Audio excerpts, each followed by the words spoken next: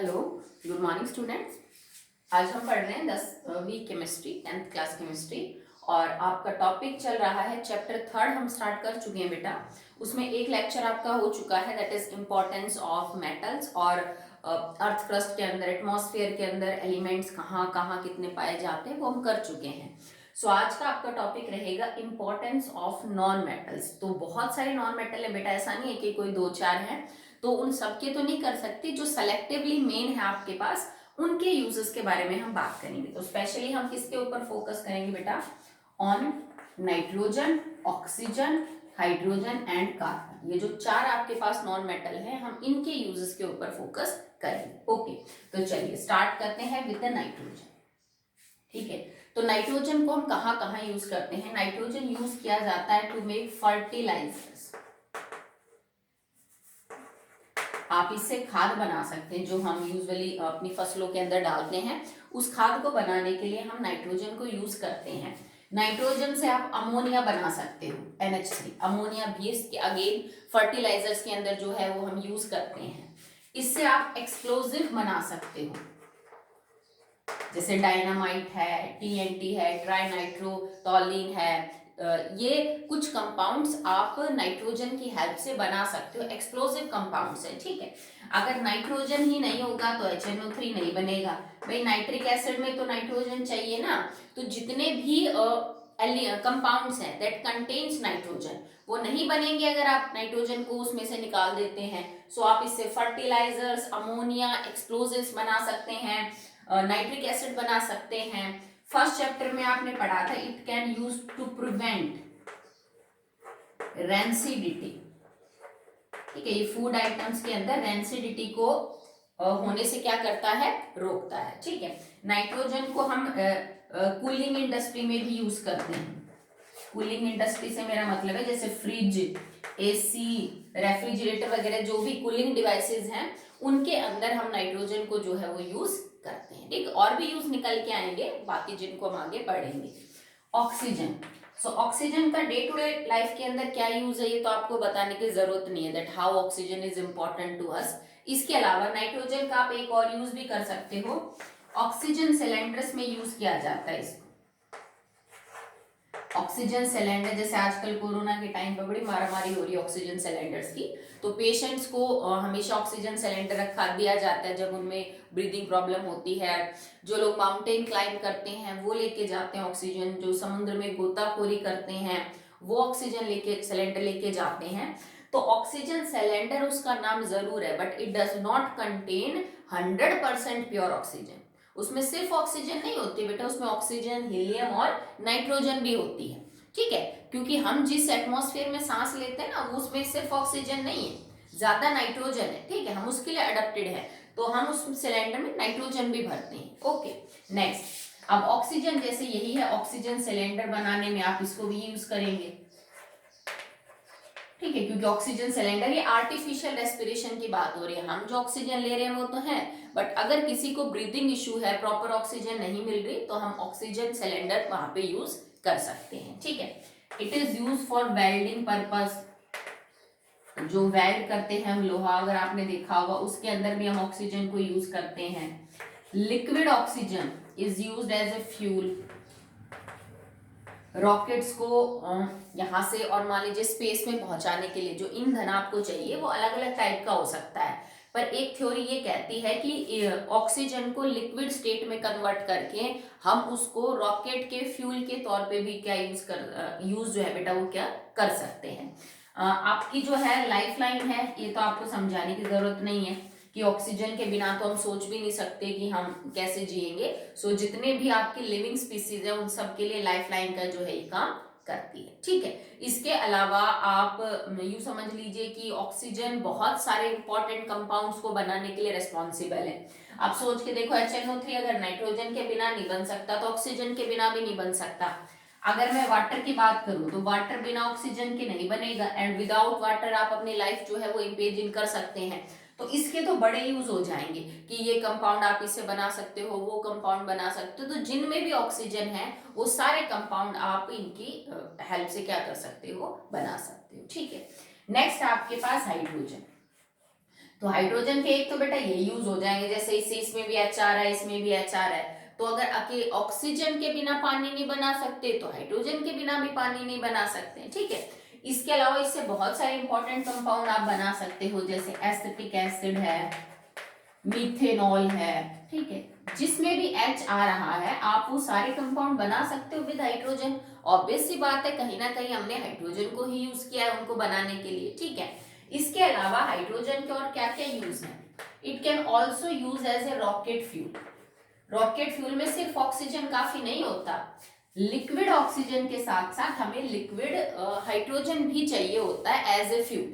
तो ये दोनों रॉकेट के फ्यूल का जो है वो काम कर सकते हैं, ठीक है। इसके अलावा हाइड्रोजन बहुत सारी रिएक्शंस में रिडक्शन करता है, मतलब ये ऑक्सीडाइजिंग एजेंट का जो है वो काम करता है। हाइड्रोजन बहुत सारी रिएक्शंस में रिडक्शन करवाने में आप ये लिख लीजिए रिड्यूसिंग एजेंट है, रिडक्शन करवाने में it will act as a good reducing agent, ठीक है। तो ये सामने वाले का ऑक्सीडेशन करवाएगा और खुद का क्या कर देता है बेटा, रिडक्शन करता है, ठीक है। दोनों काम भी कर सकता है। वैसे अगर आप और देखें तो you can make vegetable ghee from oil. अगर आपको वेजिटेबल ऑयल से वेजिटेबल घी बनाना है तब भी हम हाइड्रोजन को जो है वो यूज कर सकते हैं, ठीक है। तो हाइड्रोजन गैस को पास करके आप इसको कर सकते हैं, ठीक है। नेक्स्ट, इससे बहुत सारे इंपॉर्टेंट कंपाउंड्स बनाए जा सकते हैं, लाइक HCl, H2SO4, वाटर, ठीक है। इसके अलावा जैसे आपने बात की अबाउट H2O के बारे में तो बात कर ही चुके हैं, ठीक है। इसके अलावा KOH है, NaOH है, बेस O या फिर कोई भी एसिड हो, दे स्टिल कंटेन्स हाइड्रोजन, ठीक है। और हाइड्रोजन है तभी तो उनके फॉर्मूले बने और तभी आप उन कंपाउंड्स के जितने भी यूज हैं वो सारे कर पाते हो, ठीक है। तो इसके अलावा हाइड्रोजन के और भी इंपॉर्टेंट कंपाउंड्स हैं, हाइड्राइड्स हैं, ऑक्साइड्स में देखने को मिलेगा, वो जो ओर्स हैं, मिनरल्स हैं, उनके अंदर आपको हाइड्रोजन देखने को मिलेगा। मैंने बताया था लास्ट वीडियो में कि यूनिवर्स में सबसे ज्यादा जो एलिमेंट पाया जाता है वो हाइड्रोजन ही है। तो जो सन और स्टार है इनके अंदर मेनली हाइड्रोजन पाया जाता है और ये टूटता और बनता रहता है, ठीक है, रिएक्शन होती रहती है और इसी वजह से वो इतने गर्म होते हैं, ठीक है। सूरज के अंदर जो इतनी गर्मी है उसका कहीं ना कहीं रीजन उसके अंदर मौजूद जो है वो हाइड्रोजन ही होती है, ठीक है। चलिए लास्ट है आपके पास कार्बन। तो कार्बन के यूज तो बेटा इन सबसे कहीं ज्यादा है, दैट्स वाई आपका जो 4th चैप्टर है उसका नाम ही है कार्बन एंड इट्स कंपाउंड। ये समझ लीजिए कि जो 118 एलिमेंट आपके पास हैं उनमें से 117 एलिमेंट्स कार्बन के अलावा जितने मिलके भी कंपाउंड नहीं बना सकते ना, उतना अकेला कार्बन उनसे कहीं ज्यादा बना सकता है। कार्बन इतने कंपाउंड बनाता है कि उसको पढ़ने के लिए तुम्हें केमिस्ट्री की एक ब्रांच अलग बनानी पड़ती, जिसको हम ऑर्गेनिक केमिस्ट्री बोलते हैं। मतलब 117 एलिमेंट्स के सारे टोटल कंपाउंड एक तरफ और अकेले कार्बन के एक तरफ कर दो, फिर भी कार्बन के कई गुना ज्यादा मिलेंगे। तो इसके तो इतने यूज हैं कि हम अगला चैप्टर पढ़ेंगे। इसके अलावा अगर आपको यूज की बात करनी है तो देखो, इसको बनाने में acetic acid, ethanol, methanol, methane, ethane, propane, LPG, CNG, biogas, natural gas, petrol, kerosene, diesel, ठीक है, वैक्स, ये सारी चीजें बनाने के अंदर हम क्या यूज करते हैं, कार्बन यूज करते हैं। जो वेजिटेबल घी है, वेजिटेबल ऑयल है, इन सब के अंदर बेटा कार्बन मौजूद है। आप कार्बन को एज ए इलेक्ट्रोड यूज कर सकते हो, जैसे सेल के अंदर वो कार्बन की रॉड डली होती है, आप उसको एज ए इलेक्ट्रोड यूज कर सकते हो, ठीक है। इसके अलावा carbon in the form of carbon dioxide, ठीक है, जो पौधों के लिए जरूरी होता है, carbon dioxide in the form of methane, propane, ethane हम LPG और CNG सिलेंडर्स में यूज करते हैं, फिर हम उसको एज ए फ्यूल के तौर पे क्या कर रहे हैं, यूज कर रहे हैं, ठीक है। जितने भी फ्यूल है वो सारे कार्बन कंटेनिंग है, पेट्रोल, डीजल, केरोसिन ऑयल। और आज आप इमेजिन करके देखो कि पेट्रोल, डीजल और ये हो ही ना, CNG, LPG ये सब हो ही ना, तो लाइफ कितनी कॉम्प्लिकेटेड हो जाएगी, ठीक है। लकड़ी, जितना भी लकड़ी का काम है उसमें सब कार्बन होता है, because would mainly contain cellulose and that is a carbon compound, ठीक है। तो उसमें कितना सारा कार्बन जो है वो पाया जाता है। आपके जितने भी फूड आइटम्स है दैट कंटेन्स कार्बन, ठीक है। तो whether it is vegetarian, non vegetarian, जिस भी टाइप के फूड है दे ऑल कंटेन्स कार्बन, ठीक है। बहुत प्योरिफिकेशन ऑफ कंपाउंड्स के अंदर हम एक्टिवेटेड चारकोल को यूज करते हैं, जिसे आप घर में तारकोल बोलते हो, ठीक है, वो भी कार्बन की ही क्या होती है, फॉर्म होती है। प्रिंटर की जो इंक है, जैसे आप कोई चीज प्रिंट करते हो तो वो इंक यूज करता है ना आपका प्रिंटर, वो भी कार्बन की ही क्या होती है बेटा, बनी हुई होती है। डायमंड, ग्रेफाइट, ये कार्बन ही है। तो डायमंड के कितने यूज हैं, ग्रेफाइट के कितने यूज हैं, वो सब क्या होता है बेटा, कार्बन ही होता है, ठीक है। So that will be the importance of non metals. Obviously I have taken some 4 important non metals. इनके अलावा भी वो नॉन मेटल है, जैसे फ्लोरीन का यूज है, क्लोरीन का, ब्रोमीन का, आयोडीन का, helium, neon, argon, xenon, krypton, ये सब के सब क्या है आपके पास, नॉन मेटल्स हैं। इसके अलावा एक सल्फर है, ठीक है, वो नॉन मेटल है आपके पास, और फास्फोरस है, ठीक है। तो अभी बचते हैं आपके जो नॉन मेटल है, हमने सारे के सारे यहाँ भी कवर नहीं किए हैं। बोरोन है, वो उसके अंदर नॉन मेटेलिक कैरेक्टर बहुत ज्यादा होता है। ओके, तो चलिए इससे आगे टॉपिक बढ़ाते हैं, and that will be the properties of metals and non metals. अब पहले हम फिजिकल प्रॉपर्टीज पढ़ेंगे मेटल्स की, नॉन मेटल्स की, फिर हम पढ़ेंगे chemical property of metal and non metal. तो फिजिकल प्रॉपर्टी वाला पोर्शन आपके लिए नया नहीं है, तुमने 9th में इसको पढ़ रखा है। जब हमने एलिमेंट्स को क्लासिफाई किया था into metal, non metal and metalloid, वहां पे हमने मेटल और नॉन मेटल की फिजिकल प्रॉपर्टीज को पढ़ा था। तो वही है, 2-4 उसमें एक्स्ट्रा हमने ऐड कर दी है, ठीक है। तो चलिए स्टार्ट करते हैं properties physical, metal and non metal.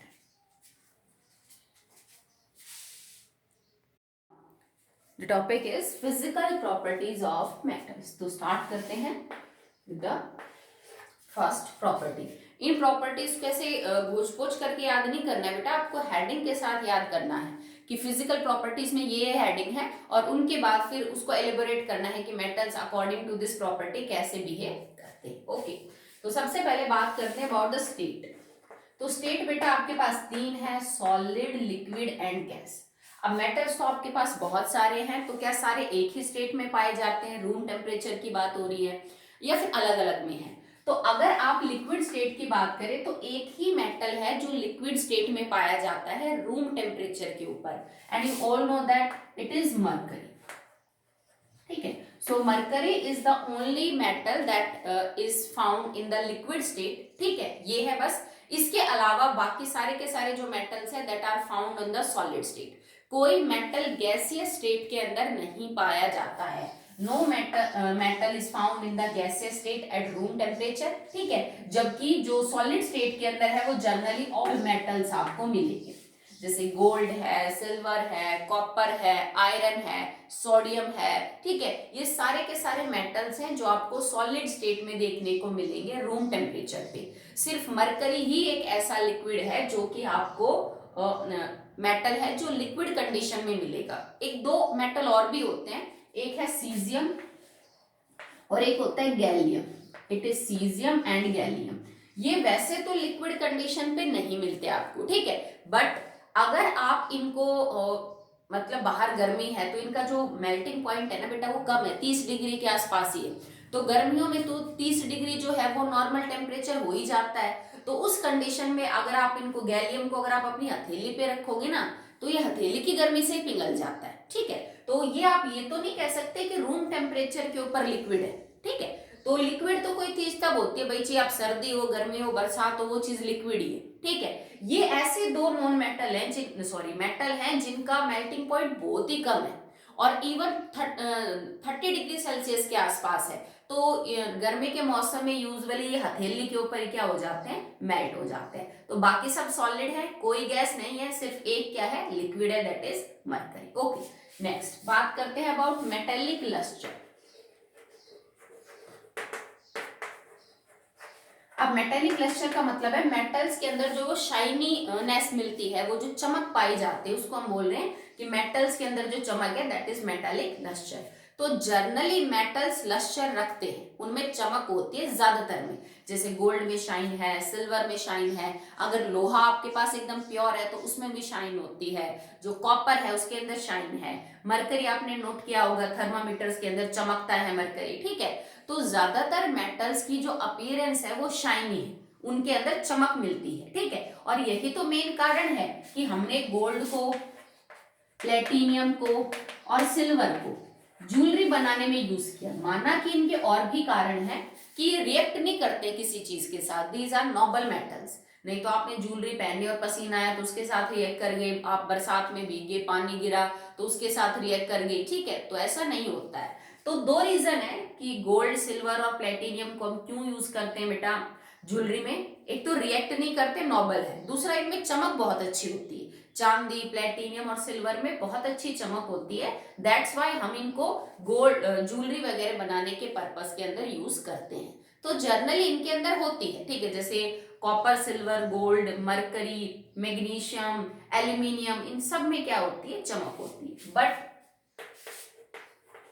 Not for all, सबके लिए एप्लीकेबल नहीं होता बेटा। जो भी हम प्रॉपर्टी के बारे में बात करेंगे वी टॉक जर्नली, ज्यादातर केस में ऐसा देखने को मिलता है, पर इसमें 100% कंफर्मेशन हो ये जरूरी नहीं है। जैसे अगर मैं सोडियम की बात करूं तो सोडियम के अंदर ऐसी कोई खास चमक नहीं होती है, ये तो बिल्कुल डल अपीयरेंस होती है इसकी, जैसे तुम्हारा इरेजर होता है ना, इरेजर जैसा ही होता है, उतना ही सॉफ्ट होता है, नाइफ से कट जाता है और रंग भी वैसा ही होता है। तो ये कोई जरूरी नहीं है कि जो हर मेटल है उसके अंदर शाइन हो ही हो, पर ज्यादातर मेटल्स के अंदर आपको शाइन देखने को मिलेगी। कई बार ऐसा होता है जैसे तुम एल्यूमिनियम का कोई नया बर्तन लेके आए घर में, एकदम शाइन करता है और आप उसको 5-4-5-6 महीने बाद उसको यूज करने लगातार तो वो डल हो जाता है। इसका ये मतलब नहीं है कि मैडम जब नया चीज लाते हैं तभी उनमें चमक होती है, बाद में उनकी चमक चली जाती है। ये ज्वेलरी के साथ भी तो होता है ना, जब आप नई लाते हो तो एकदम शाइन करती है, बाद में वो फीकी पड़ जाती है उसकी चमक। तो उसका कारण ये नहीं है बेटा कि मेटल बदल गया, नहीं, वो आप उसको बार बार यूज करते हो ना, तो वो एनवायरमेंट में से किसी चीज के साथ रिएक्ट करके कोई कंपाउंड बना लिया, उस पर धूल मिट्टी मैल जम गया, जिस वजह से आपको वो थोड़ी धुंधली नजर आती है, ठीक है।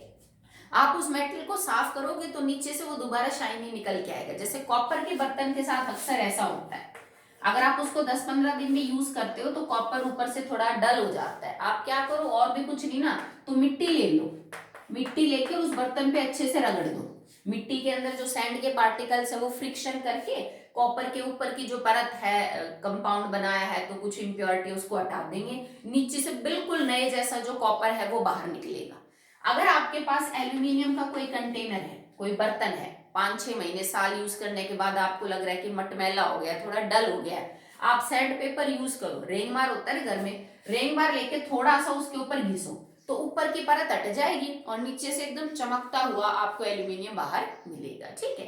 तो मेटल्स अगर अपनी चमक को लूज कर रहे हैं तो इसका मतलब ये नहीं कि उनका कुछ और मतलब ये मेटल में अभी डल कैसे हो गया, इनमें तो चमक नहीं रही, वो इसलिए क्योंकि जब आप बार बार यूज करते हैं तो मेटल एनवायरमेंट के साथ रिएक्ट करके कुछ कंपाउंड बना लेता है। जैसे मान लो वो मेटल का कार्बोनेट बना ले, अगर वो हवा में मौजूद कार्बन डाइऑक्साइड के साथ रिएक्शन कर जाए, हो सकता है कि वो मेटल अपना सल्फाइड बना ले। मेटल सल्फाइड बनाने के लिए वो हो सकता है हवा में मौजूद H2S से रिएक्शन करता हो, या हो सकता है आपका जो मेटल है वो ऑक्साइड बना ले। ये कब होगा, जब कोई मेटल ऑक्सीजन गैस के साथ रिएक्शन करता हो, या हो सकता है उसने मेटल का नाइट्राइड बना रखा हो। ये कब होगा, जब आपका मेटल नाइट्रोजन गैस के साथ रिएक्ट करेगा। तो अगर किसी भी रीजन से ब्राइटनेस चली जाती है तो इट डज नॉट मीन कि हमारी स्टेटमेंट गलत है, वो सिर्फ ऊपर परत चढ़ी है कुछ टाइम के लिए, उसके बाद नीचे से आपको वही मेटल जो है वो बाहर निकलता हुआ शाइनी अपीयरेंस के साथ नजर आएगा। अगर कोई इसका कॉज पूछे कि ऐसा क्या कारण है कि ये चमकते हैं, ठीक है, तो इसका सिंपल सा रीजन ये होता है बेटा, आप जब रोशनी में इन मेटल्स को देखते हो तो मेटल्स के अंदर इलेक्ट्रॉन्स पाए जाते हैं। मेटल्स कंटेन फ्री इलेक्ट्रॉन, और ये फ्री इलेक्ट्रॉन एनर्जी को एब्जॉर्ब करते हैं और एक्साइट हो जाते हैं, मतलब अपनी जगह छोड़ के और जगह पे चले जाते हैं। तुमने ऑर्बिट्स पढ़े थे ना 9th क्लास में बोहर के, तो इलेक्ट्रॉन्स एक ऑर्बिट से दूसरे ऑर्बिट के अंदर जंप करते हैं, ठीक है, और फिर वो वापस आते हैं। जैसे मान लो कोई इलेक्ट्रॉन पहले ऑर्बिट में था, हमने इसको एनर्जी दी, हमने इसको लाइट की प्रेजेंस में देखा, इसको एनर्जी दी, इलेक्ट्रॉन एनर्जी लेके इस ऑर्बिट में चला गया, ठीक है, फिर थोड़ी देर बाद ये वापस अपने ऑर्बिट में आता है तो एनर्जी बाहर की तरफ रिलीज करता है। इसी वजह से आपको कोई भी मेटल चमकता हुआ नजर आता है। ये जो इलेक्ट्रॉन एनर्जी एब्जॉर्ब और इमिट करते हैं ना, क्योंकि मेटल्स के अंदर इलेक्ट्रॉन फ्री होते हैं, ठीक है, और ये एनर्जी इमिट और एब्जॉर्ब करते हैं, इसी वजह से आपको मेटल्स जो है वो चमकते हुए नजर आते हैं, ठीक है। आप जो भी आपके मेटल घर में मौजूद हो आप उसे चेक कर सकते हो, gold, silver, even platinum, aluminium, iron, ये तो हमारे सबके घर में मिल ही जाता है, कॉपर, तो उससे आप चेक कर सकते हो कि नया जो है उसकी अपीयरेंस कैसी है और कुछ टाइम बाद यूज करने के बाद उसकी अपीयरेंस जो है वो कैसी हो जाती है। ओके, आप घर में अगर कोई खराब है तो आप उसको थोड़ा साफ करके, जैसे जो बर्तन धोने का साबुन है उसको रगड़ के देख लीजिए, या फिर रेंगमार यूज करके भी आप चेक कर सकते हो कि नीचे से शाइनी ही निकल के आएगा। नेक्स्ट प्रॉपर्टी है बेटा, दैट इज हार्डनेस, सख्त कितने होते हैं। तो जर्नली ही बात करेंगे यहाँ पे भी, तो metals are generally hard but not always. Okay, hardness, metals are generally hard, जैसे कि लोहा है बहुत सख्त होता है, ठीक है, जैसे आयरन है दैट इज वेरी क्या आप कह सकते हो स्ट्रॉन्ग है, एल्यूमिनियम भी काफी स्ट्रॉन्ग होता है। तो मेटल्स जनरली सख्त होते हैं रूम टेम्परेचर के ऊपर, पर सबके लिए लागू नहीं है, कुछ मेटल सॉफ्ट भी हैं, जैसे सोडियम और पोटेशियम, दो ऐसे मेटल हैं जिनको अगर आप चाकू लेके काटे तो ये ऐसे कट जाता है जैसे आप कोई इरेजर या कोई खीरा काट रहे हो, ठीक है, उतना ही टाइम लगेगा, आप आराम से चाकू से इनको काट सकते हो। तो अगर किसी मेटल को बस चाकू से ही काटा जा सकता है तो ऑब्वियस सी बात है that is not hard. Okay, mercury जो है, ठीक है, वो लिक्विड है तो वो भी आप उसको सख्त नहीं कह सकते क्योंकि उसकी तो स्टेट ही बदल गई, that will be in the liquid state. तो मेटल्स आर जनरली हार्ड, उनका रीजन ये होता है क्योंकि अभी जो मैं बता रही थी मेटल के अंदर फ्री इलेक्ट्रॉन है और ये फ्री इलेक्ट्रॉन बहुत ही स्ट्रॉन्ग मेटेलिक बॉन्ड बनाते हैं, स्ट्रॉन्ग मेटेलिक बॉन्ड की फॉर्मेशन करते हैं। जितने ज्यादा फ्री इलेक्ट्रॉन होंगे मेटल्स में उतना स्ट्रॉन्ग बॉन्ड बनेगा मेटेलिक, मेटल के अंदर मौजूद बॉन्ड्स को मेटेलिक बॉन्ड बोलते हैं और मेटेलिक बॉन्ड जितना स्ट्रॉन्ग होगा उतना ही ज्यादा आपका जो मेटल हार्ड होगा और इसी वजह से जनरली सब मेटल्स हार्ड होते हैं with the exception of few, कुछ जो है वो सॉफ्ट भी होते हैं, जैसे मैंने एक दो एग्जांपल बताए, mercury, sodium and potassium. Okay, आप इनकी स्ट्रेंथ कंपेयर कर सकते हो पर सारे मेटल बराबर हार्ड नहीं होते, लोहा ज्यादा सख्त होता है, एल्यूमिनियम कम सख्त होता है, ठीक है, आप इसको चेक कर सकते हो। आपके पास एल्यूमिनियम का एक तार है और आपने एक लोहे का तार लिया, बराबर लेंथ का बराबर मोटाई का ले लीजिए, आप हथौड़े से ना उनको मारिए, पीटना है आपको हथौड़े से, उनको थोड़ा फ्लैट करना है, तो एल्यूमिनियम के तार को जब आप एक दो बार मारोगे तो ये वो फ्लैट हो जाएगा, जबकि लोहे के तार को आपको ज्यादा हार्ड हिट करना पड़ेगा तब जाके वो अपनी शेप चेंज करेगा। लोहे के तार को यूं तोड़ना ठीक ठीक मोटाई का अगर हो नॉट पॉसिबल, एल्यूमिनियम के तार को आप 5-7 बार ऐसे ऐसे करेंगे तो वो टूट जाएगा। सख्त एल्यूमिनियम भी है और सख्त लोहा भी है पर लोहे जितने स्ट्रेंथ नहीं होती किसकी, एल्यूमिनियम की, तो बाकी मेटल्स भी उतने स्ट्रांग नहीं होते जितने दूसरे होते हैं पर generally they are under the hardness category. Okay, next property देखिए बेटा इसकी, next property is malleability. You all know about that. What is malleability? Malleability is the property of a metal in which we can beat the metal into thin sheets. Okay, so it is the property to convert into thin sheets.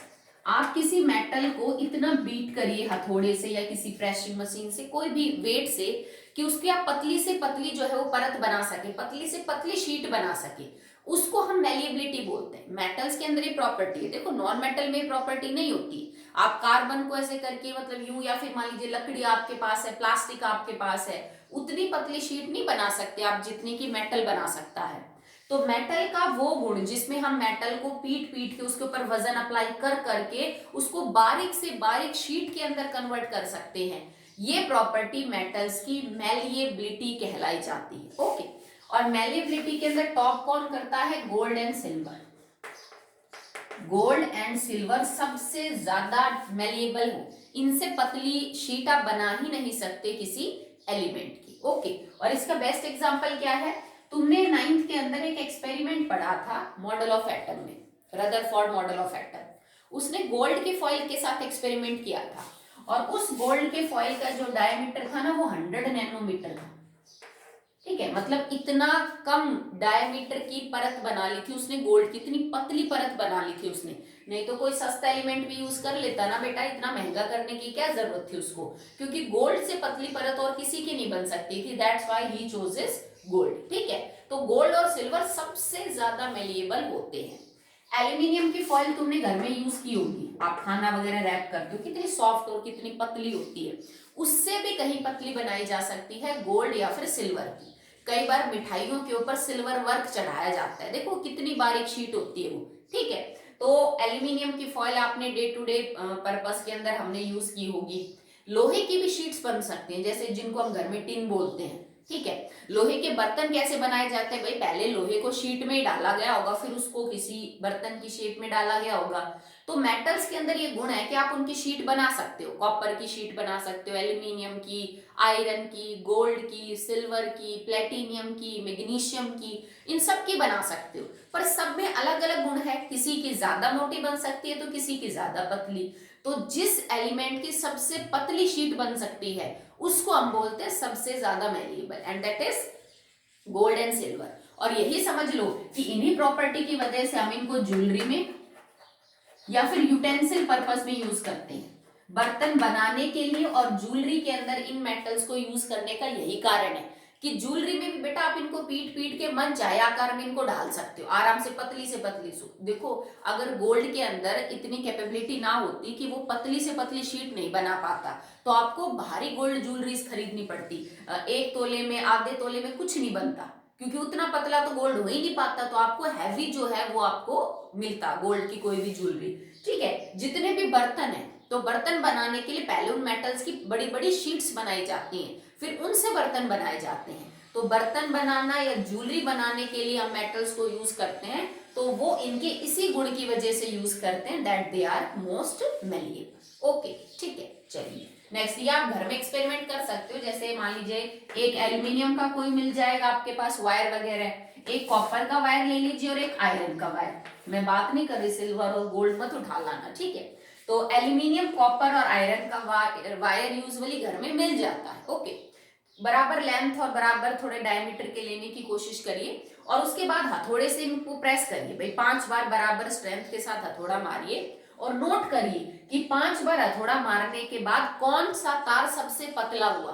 तो आप पता कर लोगे इनमें सबसे ज्यादा malleable कौन है भाई, सबसे ज्यादा पतला कौन हुआ 5 बार हथौड़ा मारने पे। बराबर बराबर चोट होनी चाहिए, बराबर बराबर स्ट्रेंथ। ओके, नेक्स्ट प्रॉपर्टी है फिफ्थ, डक्टिलिटी। अब डक्टिलिटी क्या होता है बेटा, अगर आप किसी मेटल को पीट पीट के उसको चोट पहुंचा पहुंचा के किसी वेट से, हथौड़े से उस मेटल के तार बना सके, ठीक है, property to convert into wires. अगर आप तार के अंदर कन्वर्ट कर पा रहे हैं किसी मेटल को पीट पीट के, तो उस मेटल की इस प्रॉपर्टी को हम क्या बोल देंगे बेटा, डक्टिलिटी, कि आप उसके बारीक तार बना सकते हो। यही कारण है कि आपको मेटल के वायर देखने को मिलते हैं इलेक्ट्रिकल अप्लायंसेज में, जैसे कॉपर के तार है, एल्यूमिनियम के तार है, आयरन के तार है, आपने घर में देखे होंगे। ठीक है, तो हम उनके आसानी से बारीक जो तार है वो बना सकते हैं। आप घर में जो कॉपर के वायर देखते हो मोटर वाइंडिंग में, वो बहुत पतले होते हैं। इसके कंपैरिजन में जो एल्यूमिनियम का तार है वो मोटा मिलेगा, लोहे के तार भी आपको मोटे मिल जाएंगे, पर कॉपर का तो बहुत ही बारीक तार बनता है जो मोटर वाइंडिंग वगैरह में भी यूज करते हैं। इसमें भी जो टॉप किया है वो गोल्ड ने टॉप किया है बेटा। डक्टिलिटी में भी जो गोल्ड है वो आपका नंबर 1 पोजीशन पे है। बारीक से बारीक तार बना सकते हो आप गोल्ड का, और गोल्ड से बारीक तार आप बिल्कुल भी किसी और मेटल का नहीं बना सकते। इसका बेस्ट एग्जांपल आप यूं समझिए कि अगर मेरे पास सिर्फ 1 ग्राम गोल्ड है और मैं उसका तार बनाने लगूं, तो मैं इतना बारीक तार बना सकती हूँ 1 ग्राम गोल्ड का कि वो लगभग 2 किलोमीटर लंबा होगा, सिर्फ 1 ग्राम। ठीक है, तो 1 ग्राम का जो आपका गोल्ड है वो इतना बारीक तार बना सकता है कि आप उसकी लंबाई 2 किलोमीटर ले जा सकते हो। तो सोच के देखो, अपने स्कूल से नाहर तक जा सकता है तार, अगर 1 ग्राम सिर्फ गोल्ड हो, और 1 ग्राम में ना के बराबर वजन होता है बेटा। 1 ग्राम का मतलब क्या हुआ भाई, 10 ग्राम जो है ना वो 1 तोला बनाता है सोने का। सोने में 1 तोला मतलब 10 ग्राम, और 1 तोले की कोई चीज आप उठा के देखना, उसमें ऐसा कोई खास वजन नहीं होता। उस 1 तोले का 1/10 आपने किया है, मतलब 1 ग्राम। और उसका इतना लंबा तार बन सकता है, तो कितना बारीक तार होगा। तो गोल्ड डक्टिलिटी में और मैलेबिलिटी में दोनों में टॉप करता है, और यही कारण है कि ज्वेलरी में आप इसको यूज करते हो, क्योंकि गोल्ड का बारीक से बारीक तार बना के उसका कोई भी डिजाइन बना सकते हो। ज्वेलरी हल्की भी होगी वेट में और डिजाइन भी आपकी पसंद का बन जाएगा।